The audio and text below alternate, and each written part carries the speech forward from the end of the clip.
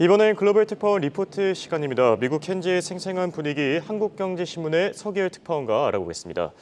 자, 먼저 나스닥 지수 지난주 부채한도 협상이 타결되고 이 잠정 합의됐다라는 소식 전해지면서 뛰어올랐는데요. 전반적인 상황부터 짚어주시죠. 네, 기술주 중심의 나스닥 지수는 지난 한 주 동안 2.51% 오르며 12,975.69로 마감했습니다. 5주 연속 상승세를 이어갔는데요. 지난주에도 미국 의회와 백악관 사이 부채한도 협상이 증시를 움직였습니다.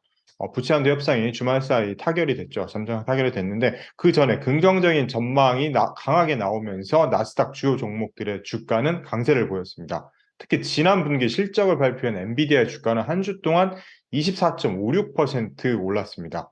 지난 분기 실적도 좋았지만 AI 관련 반도체 수요가 폭증하면서 생산을 크게 늘고 있다는 분석이 매수세를 이끌었습니다. 엔비디아의 시가총액은 반도체 기업 최초로 1조 달러 고지를 밟을 것으로 기대되고 있습니다. 이 밖에 빅테크들도 지난 한 주 많이 올랐습니다. 테슬라가 7.23%, 메타는 6.68% 오르며 나스닥 상승장을 주도했고, 마이크로소프트는 4.57%, 넷플릭스 3.7%, 아마존 3.32% 올랐습니다. 구글의 모회사 알파벳 A주는 1.51%, 애플은 0.15%의 수익률을 기록했습니다. 네, 엔비디아의 상승세를 보면은 정말 놀라울 따름인데요. 엔비디아와 관련된 전망들 그리고 앞으로 인공지능이죠. AI 기술과 관련된 내용들 앞으로 어떤 변화들이 생길지 이 부분도 같이 짚어주시죠. 네, 실리콘밸리에서 지금 가장 핫한 이슈를 꼽으라면 단연 인공지능입니다. AI 관련 하드웨어 분야에서 가장 주목받고 있는 게 바로 엔비디아입니다. 엔비디아를 이끌고 있는 젠슨 황 최고 경영자는 대만 출신이죠. 그가 지난 27일 대만 국립 타이완 대학 졸업식 연사로 나서서 AI의 중요성을 다시 한번 강조했습니다. 황 CEO는 AI를 활용하지 않는 회사는 도태될 것이라면서 AI가 일자리를 빼앗을 것을 우려하는 사람들도 있지만 AI에 능숙한 사람은 일자리를 잃지 않을 것이라고 말했습니다. 챗 GPT로 대중의 관심을 끌었던 AI가 광범위한 산업 분야에서 근로자의 생산성을 높이는 코파일럿, 부조정사의 역할을 할 것이라고 내다봤습니다. 동시에 일부 일자리를 쓸모없게 만들고 또 기존에 없던 새로운 일자리를 창출할 것이라고 말했습니다. 대만 출신인 젠슨 황은 어렸을 적 가족과 태국으로 이주했고 이후 미국에서 유학한 뒤 1993년 실리콘밸리에서 엔비디아를 창업한 인물입니다. 황 CEO는 이날 졸업식에서 1983년 오리건대를 졸업했을 때 평면 스크린과 스마트폰은 없었다면서 컴퓨터 혁명이 시작되면서 사람들은 더 복잡한 세상을 마주하게 됐다고 했습니다. 최근 엔비디아는 AI 붐의 최대 수혜자로 꼽히는 기업으로 주가가 연초 대비 2.5배 정도 뛰었습니다. 황 CEO는 졸업생들에게 빠른 속도를 요구했습니다. 그는 AI 시대에 빠르게 새로운 것을 만들지 않으면 뒤처질 위험이 있다면서 40년간 우리는 PC, 인터넷, 모바일, 클라우드, 그리고 AI 시대를 만들었다고 했습니다. 그러면서 무엇을 만들든지 간에 걷지 말고 뛰어야 한다며 속도전을 요구한 겁니다.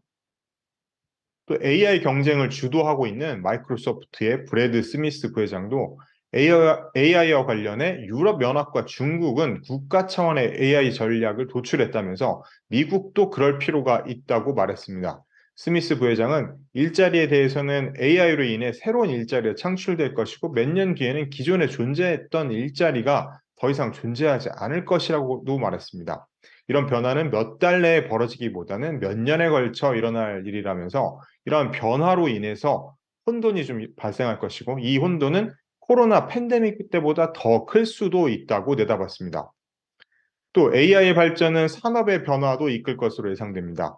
미국 IT 마케팅 업체 레이트 체크아웃의 CEO인 그레그 아이젠버그는 최근 5년 뒤 AI로 인해서 1인 창업 붐이 나타날 것이라고 예측했습니다.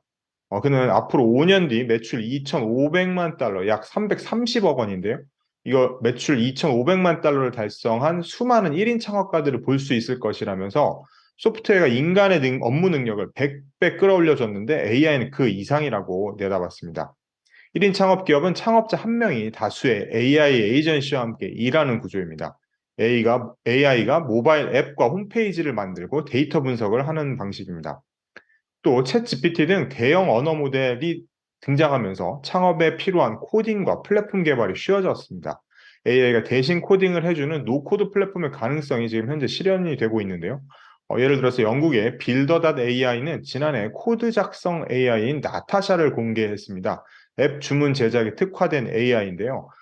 기존에 다른 프로그래머들이 만든 예제 소스 코드 라이브러리를 기반으로 고객의 요구를 이해하고 그에 맞는 프로그램을 짭니다. 이후 빌더.ai의 매출은 지난해 6배 이상 폭증했고, 올해엔 마이크로소프트와 전략적 협업을 하기로 했습니다. 지난 23일에는 카타르 투자공사로부터 2억 5천만 달러의 투자를 유치하며 주목을 받았습니다. 이렇게 AI가 다양한 변화를 이끌고 있는데 앞으로 또 어떤 변화가 일어날지 지켜봐야 될 것 같습니다. 지금까지 실리콘밸리에서 한국경제신문 서기열 특파원이었습니다.